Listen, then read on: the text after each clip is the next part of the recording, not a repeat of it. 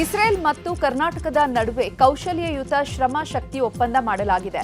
ಕರ್ನಾಟಕದಿಂದ ಇಸ್ರೇಲ್ಗೆ ಪರಿಣಿತ ಕಾರ್ಮಿಕರ ಪೂರೈಕೆಗೆ ಸಂತೋಷ್ ಲಾಡ್ ಮೊದಲ ಹೆಜ್ಜೆ ಇಟ್ಟಿದ್ದಾರೆ. ಬೆಂಗಳೂರಿನ ಇಸ್ರೇಲ್ ಕಾನ್ಸುಲೇಟ್ ಜನರಲ್ ಅಧಿಕಾರಿಯೊಂದಿಗೆ ಮಹತ್ವದ ಸಭೆ ನಡೆಸಿದ ಕಾರ್ಮಿಕ ಸಚಿವ ಸಂತೋಷ್ ಲಾಡ್ ರಾಜ್ಯದ ಕಟ್ಟಡ ಕಾರ್ಮಿಕರು ಸೇರಿದಂತೆ ವಿವಿಧ ವಲಯಗಳ ಕಾರ್ಮಿಕರಿಗೆ ಇಸ್ರೇಲ್ ಸೇರಿದಂತೆ ವಿವಿಧ ಮಧ್ಯಪ್ರಾಚ್ಯ ದೇಶಗಳಲ್ಲಿ ಲಭ್ಯವಿರುವ ಗುತ್ತಿಗೆ ಕೆಲಸಗಳ ಅವಕಾಶಗಳ ಬಗ್ಗೆ ಸಭೆಯಲ್ಲಿ ಚರ್ಚೆ ನಡೆಸಲಾಯಿತು.